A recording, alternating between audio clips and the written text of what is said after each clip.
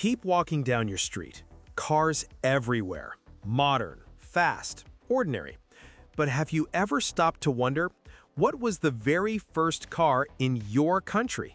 Not Carl Benz's creation in Germany, not Ford's Model T in America. I mean the first car built in your homeland. Today, we're going on a global road trip. We'll uncover the very first cars in 20 different countries. Some of them were masterpieces of engineering, others quirky experiments that barely worked. And yes, you'll be surprised. For example, the very first car in the Russian Empire was the Russo-Balt, built in Riga in 1909. Not a copy, not an import, a true Russian machine. So buckle up, let's hit the road.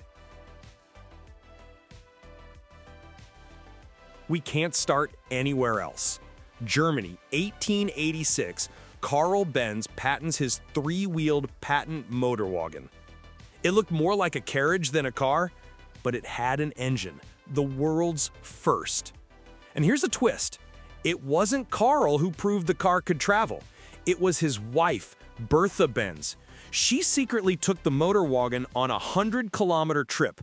No permission, no gas stations. She even stopped at a pharmacy to buy fuel. If not for Bertha, who knows if the world would have believed in cars at all?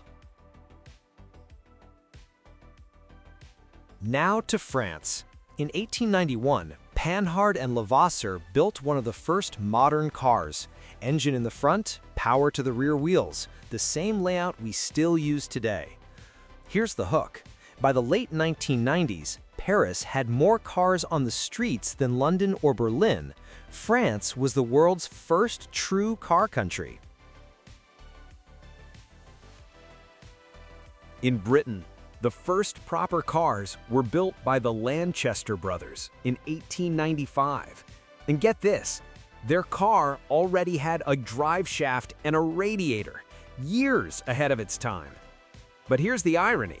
British laws forced cars to drive at walking speed, maximum 3 kilometers per hour. Imagine inventing a car and then being legally slower than a horse.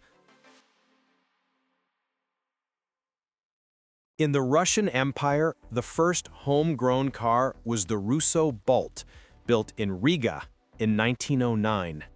This wasn't just a machine, it was a statement, a car for the elite. Even the Tsar's garage had Russo-Balts. Today, surviving examples are so rare that collectors treat them like holy relics. And no, the first American car wasn't Ford. It was the Motorwagen in 1893, built by two brothers, hand-assembled. Here's a fun fact. America's first recorded car accident also happened in a Duria. Progress, it seems, always comes with a price. Italy's first car, the Fiat 3.5 HP. Just 4 horsepower, barely faster than a horse. But it was the seed of something bigger.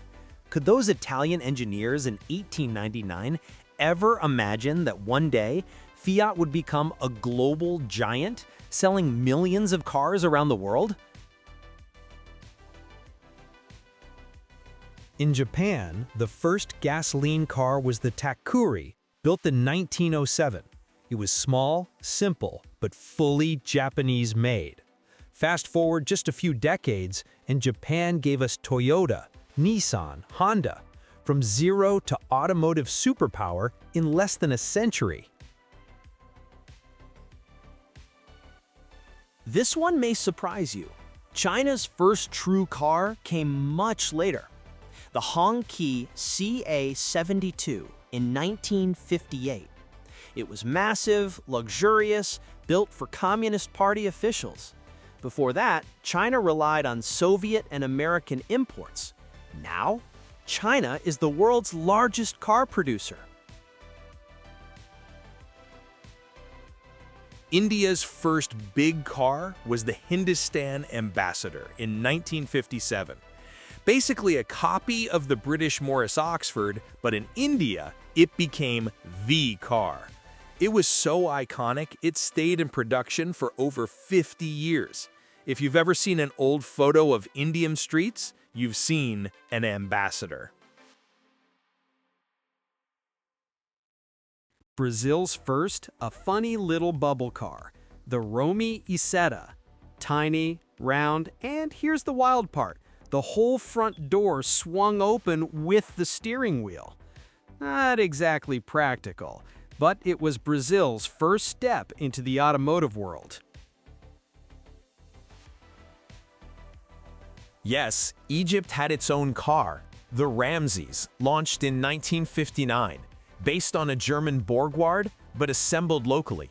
Production was tiny, and today, the Ramses is so rare that even museums struggle to find one.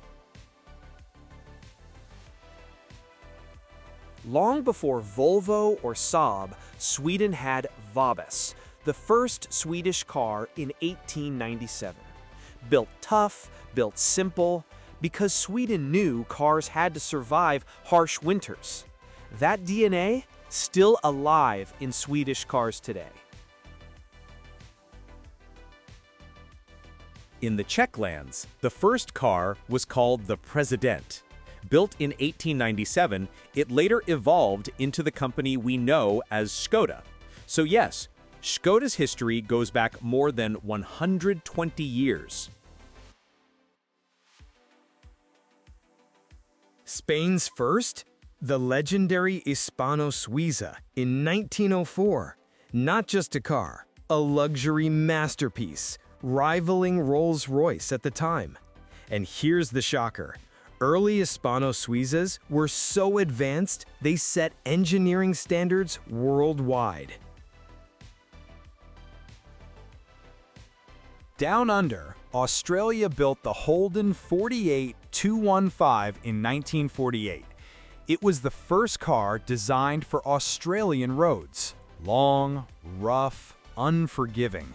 For decades, Holden was a national icon. Almost every Aussie family had one. In Canada, the Leroy appeared in 1902. A small, handmade car, but proof that Canada wasn't just importing from the US. Still, Canada's car history became deeply tied to its neighbor's industry. Turkey's first car was called Devrim, Revolution, built in 1961. The irony? Only a handful were made. But even today, many Turks see Devrim as a national symbol, a what could have been. For years, Korea only imported. Then came the Hyundai Pony in 1975. Simple, cheap, small. Yet it started a revolution. In just 30 years, Korea went from no cars to global giants like Hyundai and Kia. Iran's first mass car was the Paykan in 1967. Essentially, a British Hillman Hunter built under license. But in Iran, it became legendary. To this day, Paykans are part of everyday street life. Argentina's first, the Justicialista, launched in 1953 under President Perón. A political car, built as a symbol of national pride. It came in sedans, pickups, even sports cars. But production was short-lived. And there we have it.